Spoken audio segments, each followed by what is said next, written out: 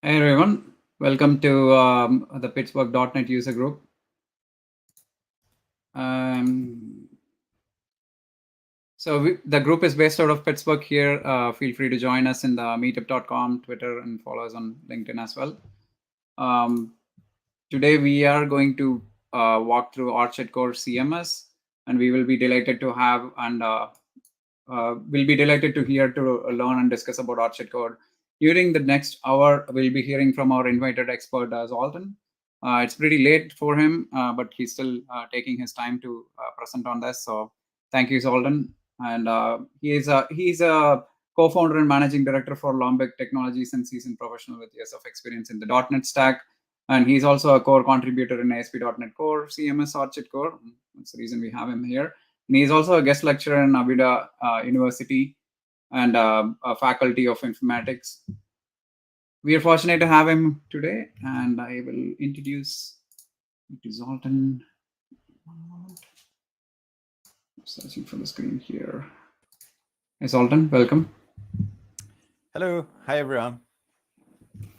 After you, you can I'll just add your screen here. Sorry, are we? Yeah, we're good. You can get started, Zoltan. Okay, great. Thank you.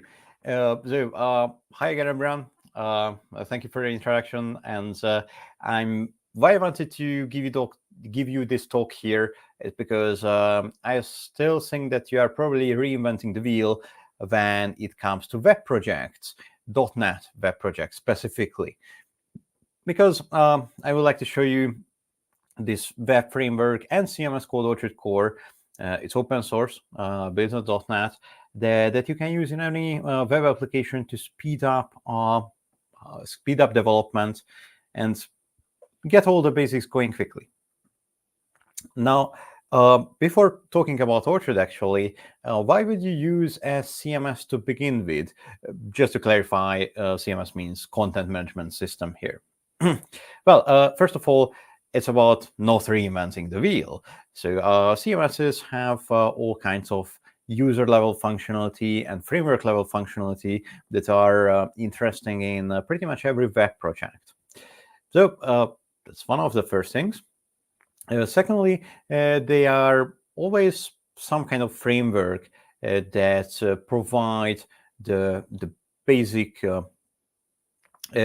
tooling for you to extend their functionality. And that means that when you are actually doing that, then you always have the practices, the APIs to build your own functionality. You don't have to kind of think up how you will structure your software, for example. And it's not just about the code, because if there's a company behind that CMS, then you can get support from this company. If it's an open source project, and also if it's a non-open source project, there will be a community, and you can also get support from the community. So pretty much we are not alone. Of course, we as .NET developers are not alone in either case, but getting into a more niche community helps you find your peers. Now, let's talk about Orchard next. This is the tagline of Orchard. I won't read it to you because you can do it quickly, but let's dissect this bit by bit, and let's see what Orchard is about. First of all, Orchard is open source. So not much to explain here. It's not just open source, but it's also a community-driven project. It happens what the community decides. It's also modular. So by default, an Orchard Core using application is a monolith, but you can split it into multiple services, microservices even. But within that monolith, there's modularization. So there's always structure to your program. There's always structure where you split it up into independent features, which not only provides you with structure, but also with flexibility. You can decide what to turn on or off independently. It's also multi-tenant. Multi-tenancy here means that you have a single web application, but you can run multiple seemingly completely independent websites, web applications from it. So as far as users are concerned, those different websites are completely independent. They have their own content, they have their own users, their own configuration. From the outside, they all look independent, but they are driven by the same code base, by the same application. Now, this is really good for site density because this way, you as the operator of the whole platform can maintain and manage all of these potentially hundreds or thousands of tenants in a quite straightforward way. Orchard Core, just as I mentioned, CMS is also an application framework, not just a CMS. And of course, it's built on ASP.NET Core. So when you are creating an application that uses Orchard, you are actually creating an ASP.NET Core app, and you are adding Orchard Core to it. So everything you know about ASP.NET Core still applies, but Orchard Orchard builds on top of it. Now, a few details here. Orchard actually targets .NET 6 and 7 both. The policy here is that Orchard always targets the latest long-term support version of .NET, and if there is a more recent latest version, then also that. Orchard itself follows the MVC paradigm, so it uses ASP.NET Core MVC, but in your app using Orchard, you don't necessarily need to follow that. It's open source, as I mentioned. It's actually under the umbrella of the .NET Foundation, just as this meetup. It's a very active project and a very active community with thousands of commits, hundreds of contributors, and a lot of issues in the GitHub issue tracker as well. But there I have to say that those issues are actually being closed. So the community is fixing those bugs and implementing those feature requests. There's actually also an Orchard 1, because the Orchard story didn't start with Orchard Core. There was, and there still is, a previous edition that we call Orchard 1 now, which is built on the legacy.NET framework and the legacy ASP.NET MVC. It's also a huge project, and nowadays less active, but still maintained. But when it comes to new projects, we usually recommend Orchard Core. And to give you a little bit of perspective, now that I talked about what came before Orchard Core, the Orchard story actually begins in 2009, when the first commit of it was published on Codeplex. Now, if you haven't heard of it, Codeplex was Microsoft's GitHub before Microsoft actually acquired GitHub. In 2011 was when Orchard was released as 1.0. That's when I joined the project as well. And in 2014 was when Orchard Core was begun. And it took until 2021 for us, the community, to say that, okay, now this is a 1.0 release. Now, why this took so long is why you may remember that at the time .NET Core, because it was called .NET Core, not just .NET at the time, it was pretty turbulent and unstable. A huge amount of changes came between .NET Core 1, 2, and 3. And it was at the time of .NET Core 3.1 when we say that, okay, Orchard Core itself and the .NET platform, the .NET Core platform, is stable enough that we can call it release ready. How I come into the picture talking about this to you is because apart from working with Orchard for a decade now, more than a decade, I also co-founded a company with my business partner Benedek called Lombic Technologies, and Lombic was born out of Orchard. We started it also roughly a decade ago because we have seen that, well, Orchard is interesting. There's something that we could do with it. Let's make it in an official form. So since then, we have become the biggest Orchard team out there, even working with companies like Microsoft or Live Nation or the Fortune 500 company or institutions like the Smithsonian Institution. Now, out of all the CMSs, why we would use Orchard specifically?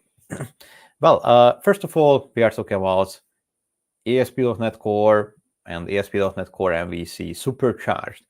Again, everything you know about ASP.NET Core still applies. You are not creating an Orchard application. You are creating an ASP.NET Core application and adding Orchard to it. Orchard builds on top of what ASP.NET Core provides. But for example, it starts by implementing a lot of APIs, localization, logging, for example, and adds a lot of features. For example, we are talking about Mania CMS, so a lot of content management features. By the way, the content model of Orchard that I will also show you in a minute is extremely flexible, very extendable. It's very adaptive. But it provides all the usual stuff like user management, media management as well, audit trail, workflows, whatnot, and also multi-tenancy. And one of the things that's also a personal story of mine is that when you join such a large and quality open source project, you can really become a lot better developer. I think I actually became a professional .NET developer with Orchard because but it's not just written by talented people, but by the way, also sometimes the developers of ASP.NET Core itself work on it. And of course, there's also a community. This is a picture from the last in-person conference that we had. The community is much bigger, of course. It's still a niche one, so it's not a huge one. And we had our last conference back in the end of May online with like 5 times this many people. It was 200 people signed up. Now, it's a niche community, but it's still a pretty large one. There are a couple thousand people on GitHub who interact with it routinely, and it's a quite welcoming community. Now, a lot of talk until now.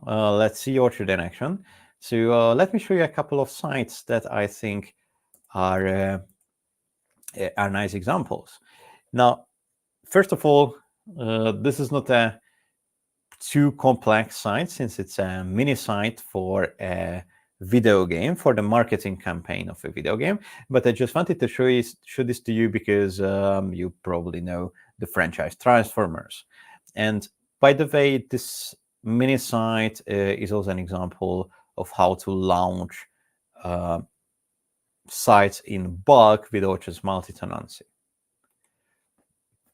Now, some big names like the Royal Veterinary College also use Orchard.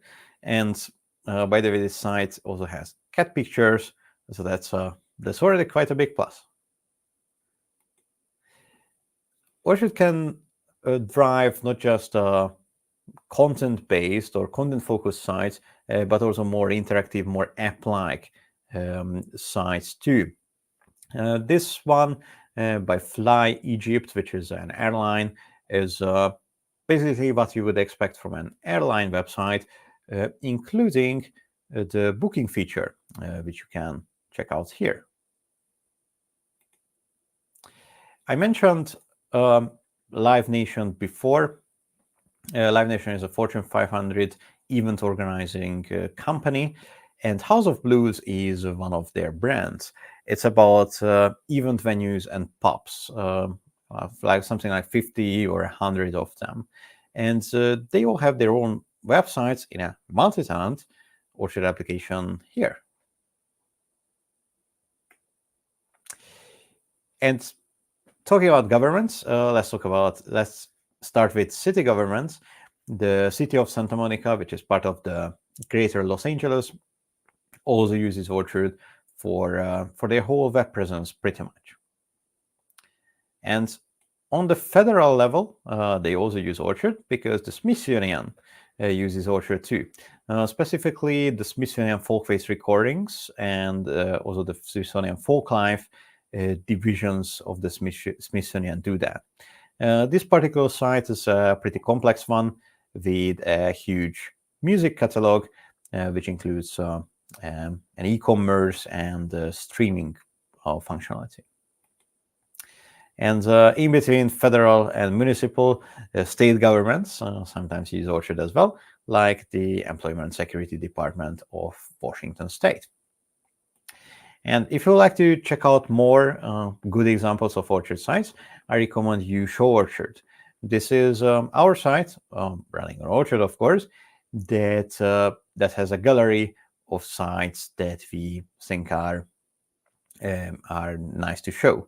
The most recent one is actually our website because we renewed our company website a couple of weeks ago. It was a decade old, so long overdue. The previous one has run on Orchard 1, and the new one with a new design, of course, runs on Orchard Core.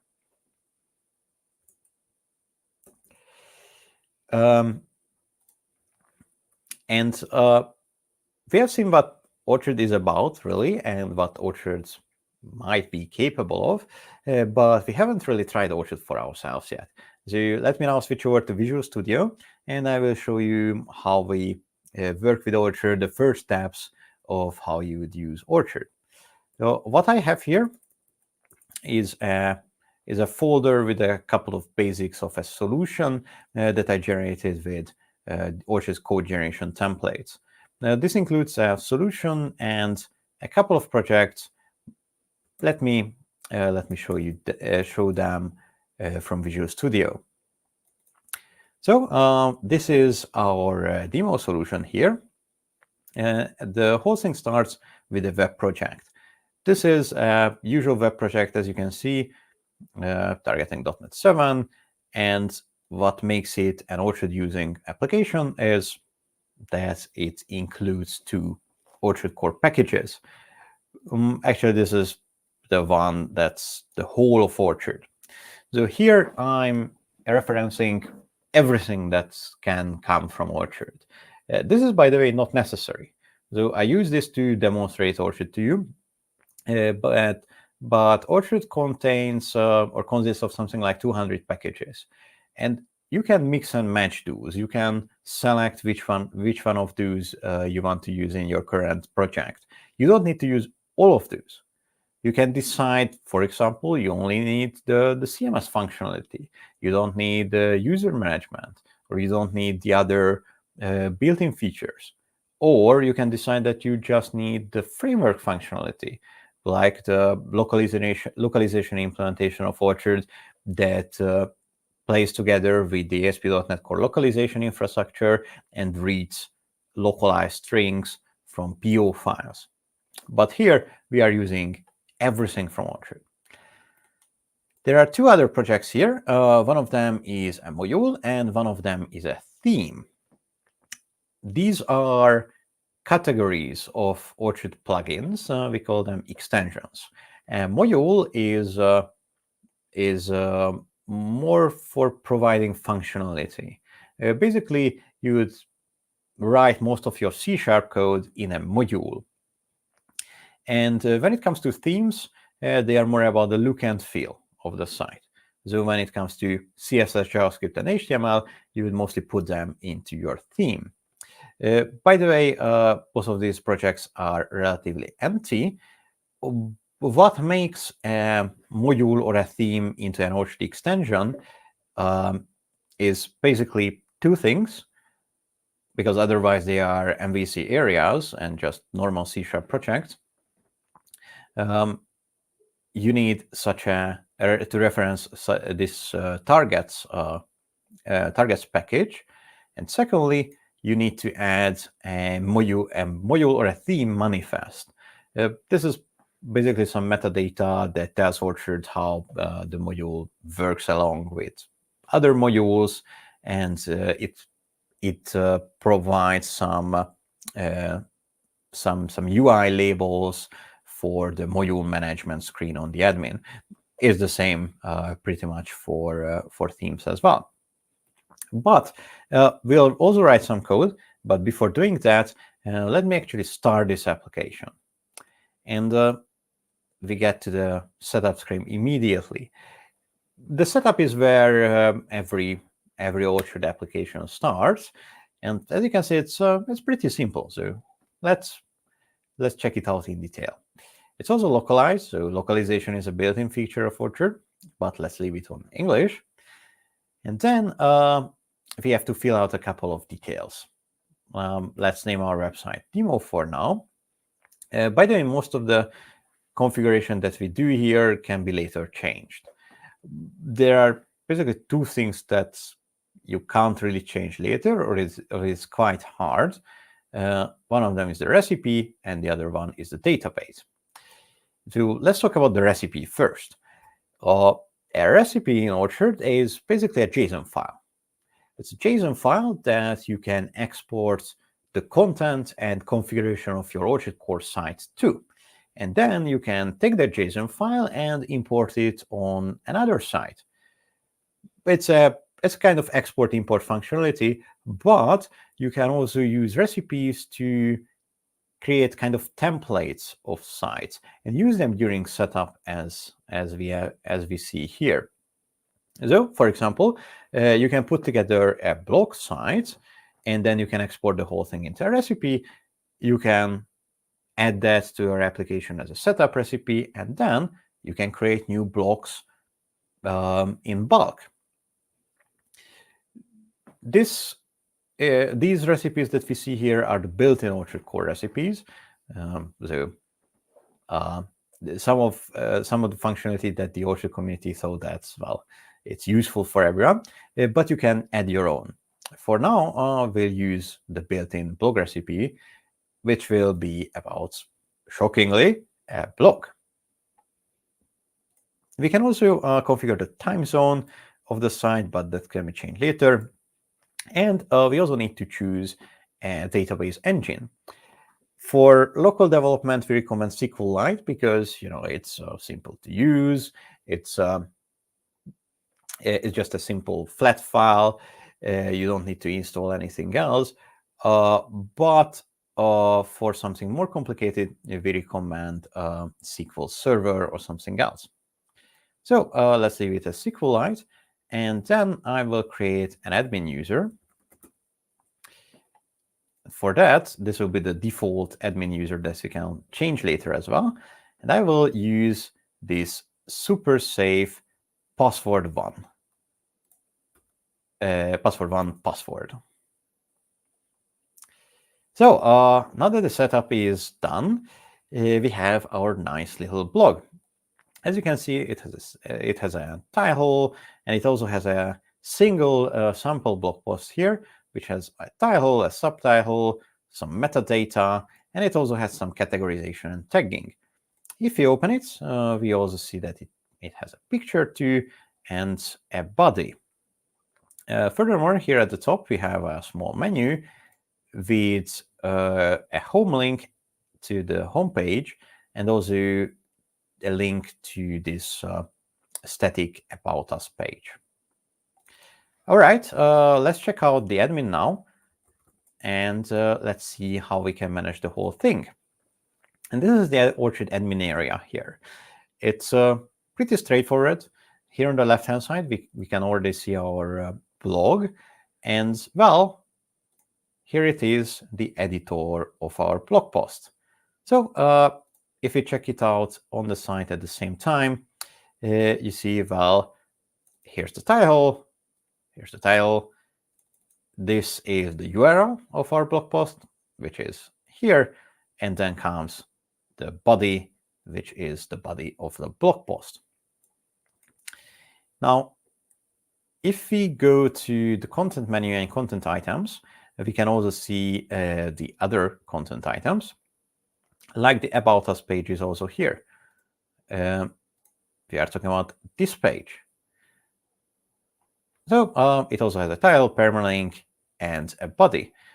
And by the way, if we want to change something, at the bottom we have a couple of useful buttons, like this preview one.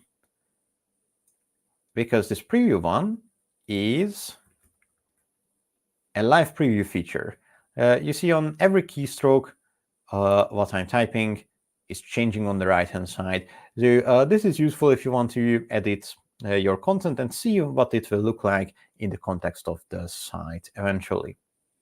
And by the way, when looking at Looking at this editor, you may already have noticed that it has some similarities with the blog post editor, right? Well, it does. Let me open the blog post again. And well, both of them have a title. This looks like the same thing. Both of them have this text field here called permalink, and then something different here. Now, is this title and the permalink actually the same thing? And the answer is, of course, yes.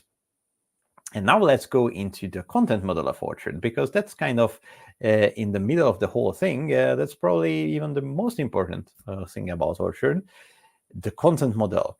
What I'm showing you here, let's get some terminology straight. What I'm showing you here on the left-hand side is an article content item. And on the right-hand side, we have a blog post content item. Content item is the keyword here. That's an Orchard terminology. And these content items also have a blueprint. You can think of them that a content item is an object, and now I will show you the corresponding class that that object was instantiated from. So if we go to content and content definition, content types here, we see the corresponding content types, the corresponding blueprints. So if we check out article here, this is how an article is configured.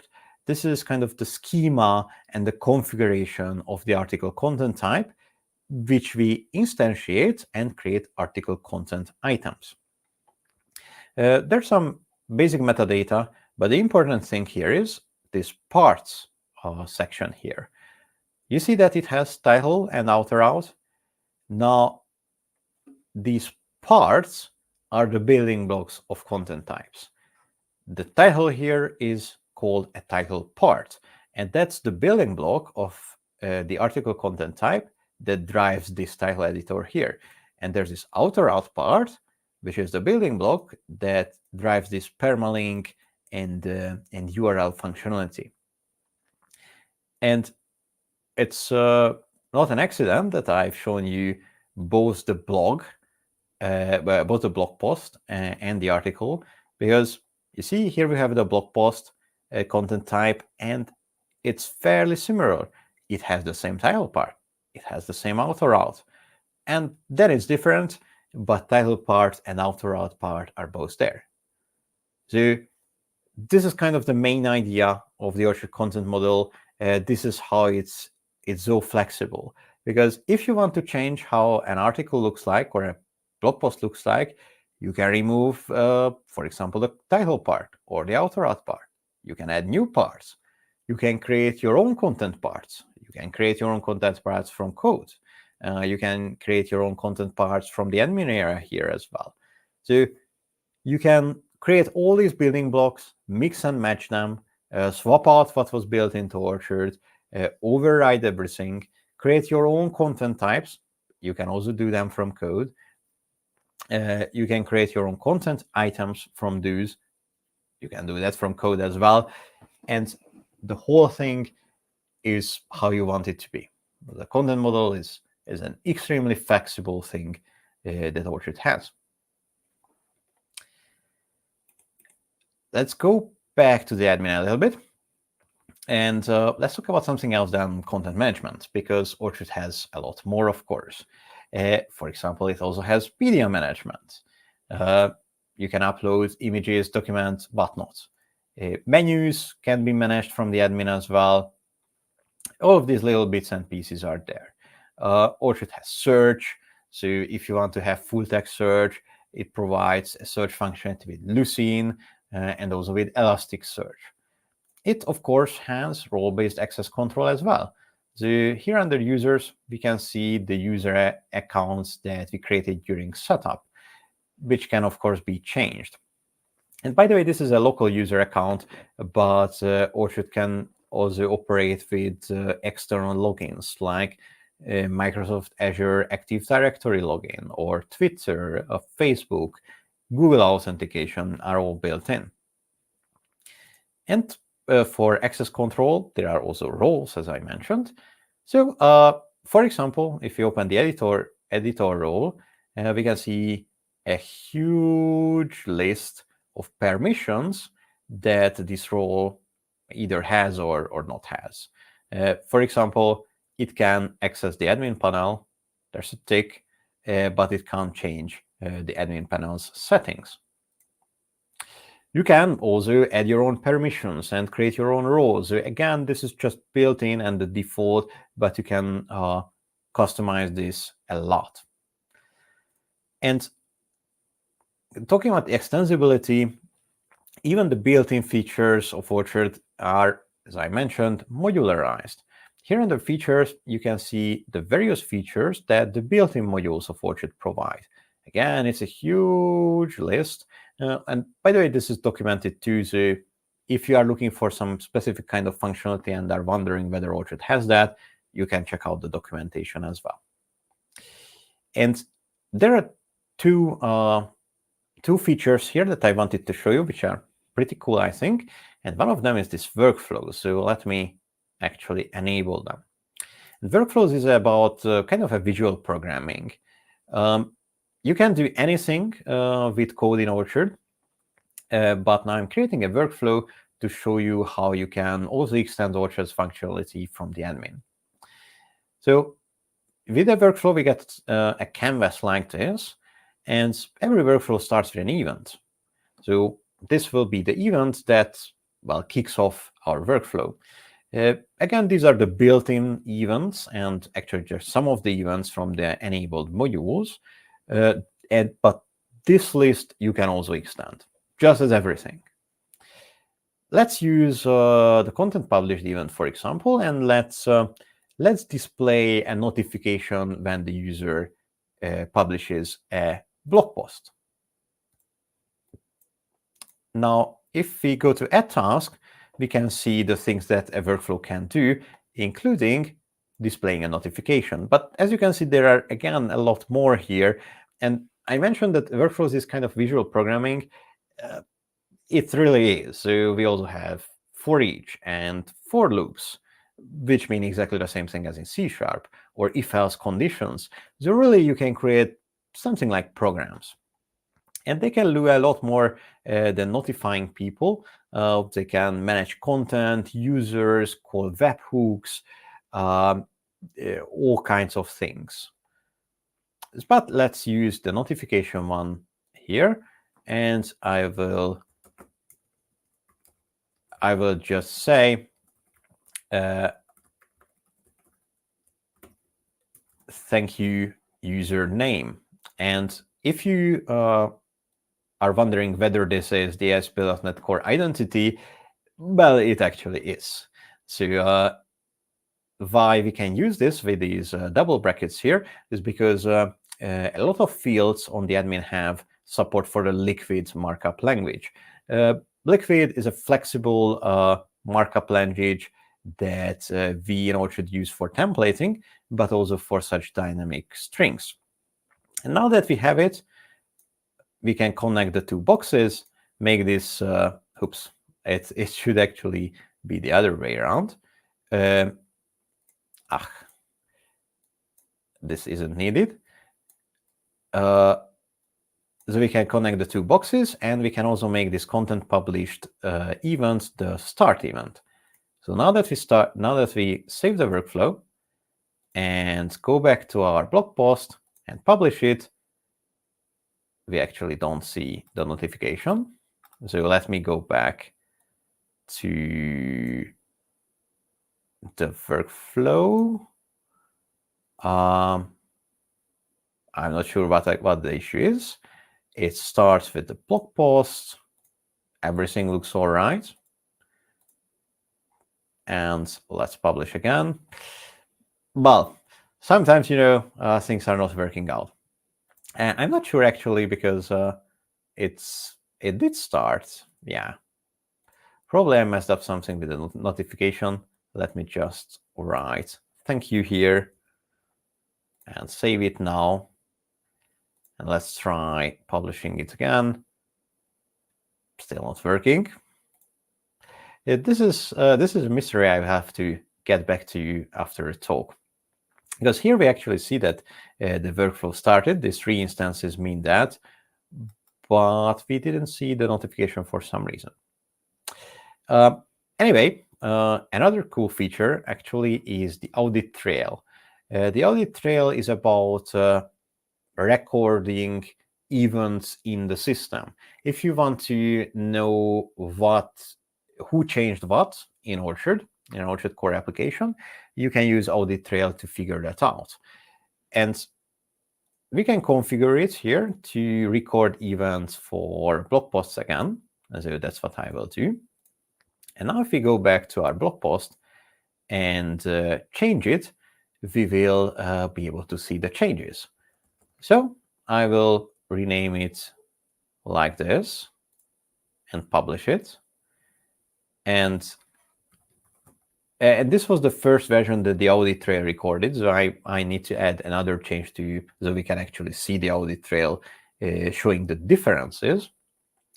And now I publish again. And now if we go back to audit trail, we see the 2 versions actually being recorded. Because Orchard has versioning and soft deletes. The audit trail gives you access to these versions as well. So when you publish a content item in Orchard, actually a new version will be created, but the old content still exists, and you can still access it. The audit trail lets you do that. And if we check out the details of this event, you can also see that it can also show the diff with the previous version. Here we actually see the title being changed. And one thing also related to extensibility that I intentionally skipped before is theming. So again, themes are kind of extensions, kind of plugins of Orchard that are about the look and feel. And remember that in the Visual Studio solution, I've shown you that we have a theme project here. Well, the theme project is actually here. So let's make it the current theme. And let's see how our site now looks like. And it's really ugly. Well, it's really ugly because if you check out our theme project, there's not much there. Actually, the only code that's there is this liquid template for the whole layout. I generated this theme with the code generation templates as well, and by default, this is all the code you get. And this is where you would write your styling code. So you can add such templates, overrides of specific pieces of HTML. There are a lot more available. And you would write your HTML there and add your CSS, JavaScript, fonts, graphics, everything else. By the way, this is a liquid template simply because this was generated by the code generation template, but usually we use Razor. And if we change anything here, like I add hello here, save it, and refresh on the left-hand side, and then we see that indeed it's working. So how you would approach such a theme development is that, well, you would write some code, refresh, see it in action. There's also a feature of Orchard called base theme. You can define that your theme has a base theme like the blog theme, the default theme that was active for our blog. And that's useful because then all the basic styling comes from the base theme. And in your theme, you only have to override the specifics that you want to change. That would be a nicer result here, but I wanted to show you how to build themes from scratch. And while we won't have time to write a lot of C#, I still wanted to show you some C#. So then I'm switching over to the Orchard solution, Orchard's full source code. So this solution here is Orchard itself. As you can see, it's a pretty big solution with more than 200 projects. And actually, it's so big that the MS Build and the Rosslyn teams are using it for benchmarking the build process. And let's check out the code of title parts. So the code of what provides this title here and the title of our blog post. And that provides the editor of the title part here. And well, if you go to source and this folder, we can also find the title project here. And the actual title part is this class. So this is title part. Well, it's actually a little bit more, but a class is pretty much where a content part starts. And this style property here is pretty much only here for storage. Sorry, storing this, well, the title. But if we check out how the title's editor is rendered, we'll be able to find the corresponding CS.html file, corresponding Razor template. And this is actually the template that renders this editor on the left-hand side here. So pretty much this input field. And as you can see, this is not a full form. It's not a full form because when you are extending Orchard, you are always plugging into something bigger. In this case, when you create your own content part, its editor will be part of the full content item editor. Because of that, you don't need to worry about the rest of the form. You just add the inputs for your content part. And how it's rendered on a front end is also driven by a corresponding CS.html file, this one. So if you open a blog post, the title here is coming from this file. So we already know a little bit about coding Orchard.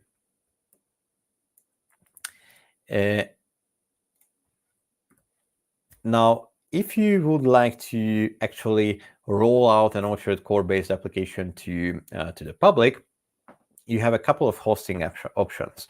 First of all, Orchard Core is a .NET application. It's cross-platform, just as .NET is. So anywhere where you have .NET, you can have Orchard Core. Secondly, it also runs under IIS. So if you are using something like Azure App Services, it's also available there. And containerization is also possible. So Docker, for example, is also supported. And by the way, there's also a SaaS option. It's actually a service provided by us at Lombik, .nest.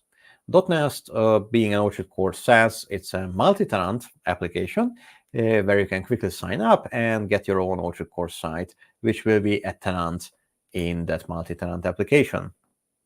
Because of this, while it's more limited than hosting yourself, it's also a lot more convenient because you can just quickly get Orchard Core websites for free without worrying about hosting or anything related. You can still customize it a lot, including creating your own theme, but the customization naturally is limited. Now, if you like this, and I really hope you did, then here are a couple of tips for further reading.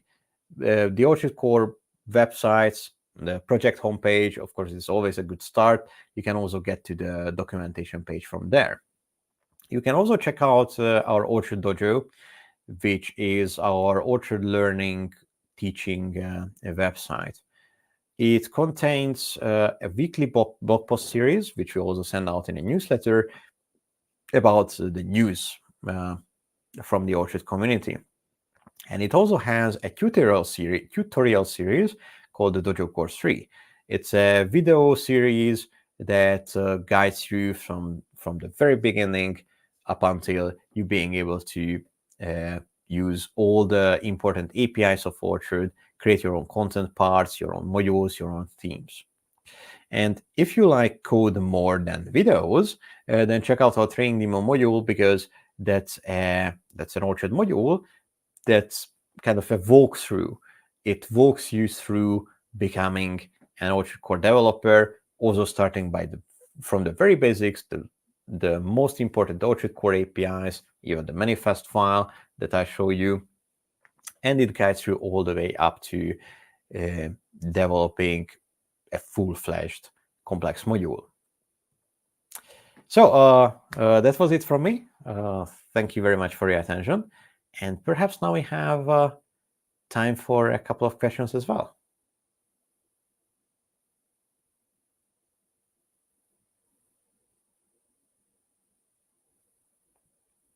Banan, you here?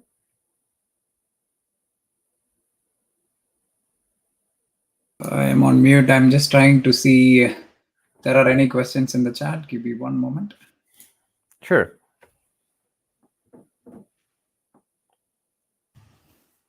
Okay, there is a question. I did put it on there.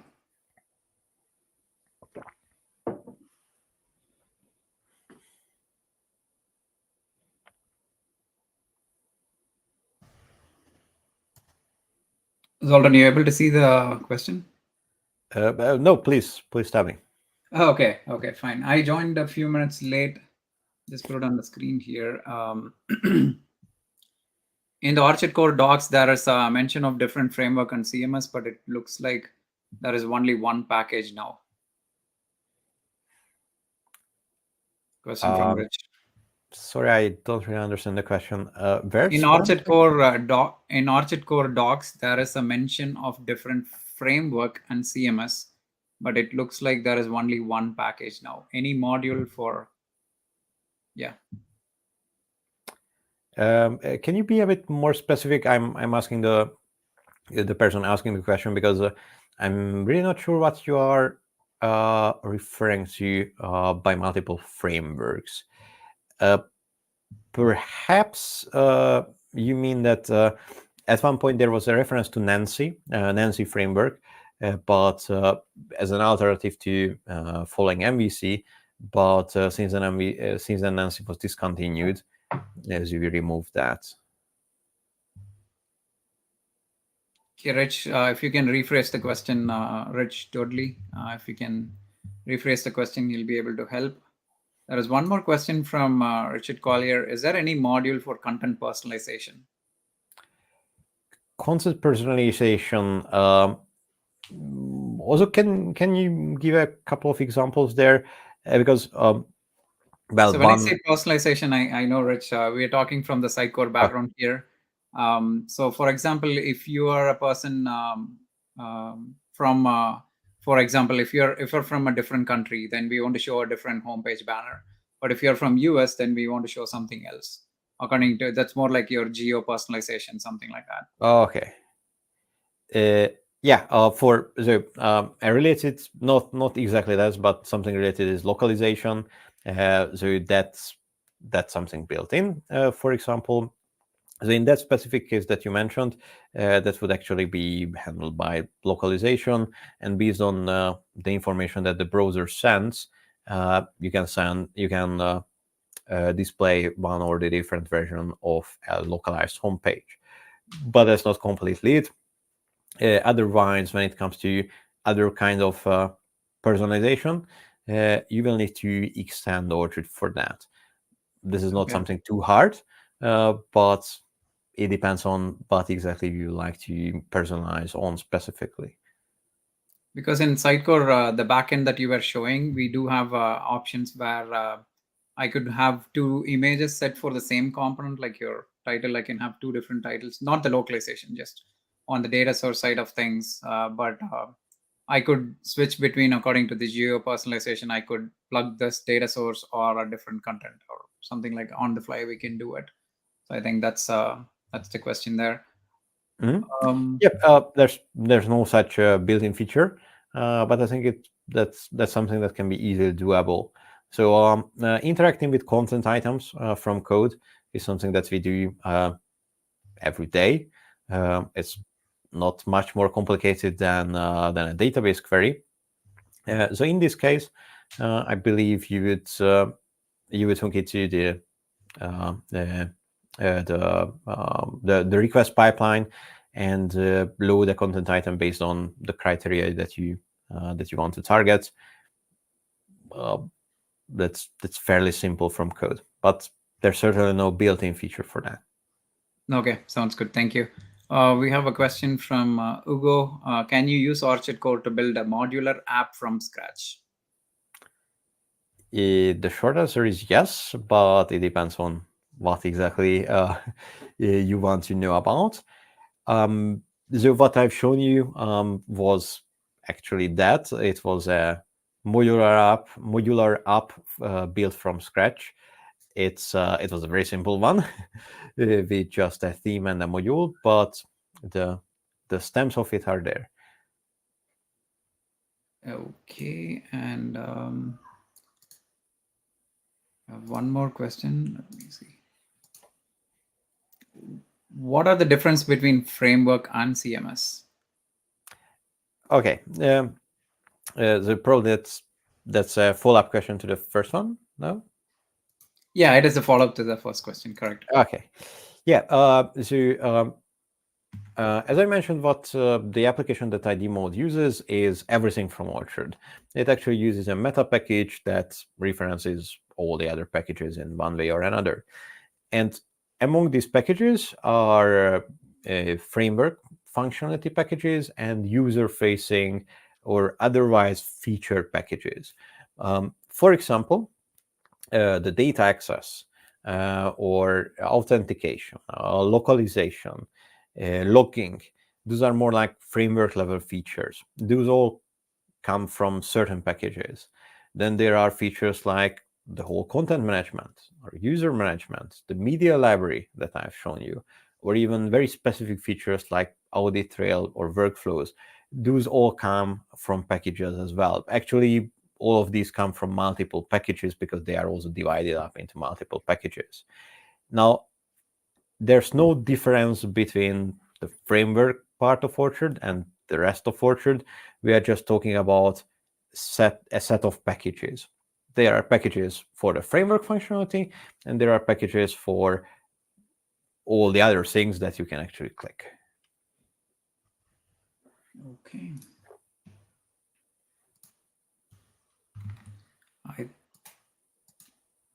I believe that's the last question we had, Zoltan. Thank you for taking your time, and thanks everybody for joining us today. And we'll come back with another topic next month. Talk to you all soon. Thank you very much. Thank you very much. Thank you for your attention, and thank you for the great questions. Thank you, Zoltan. Bye, Ram.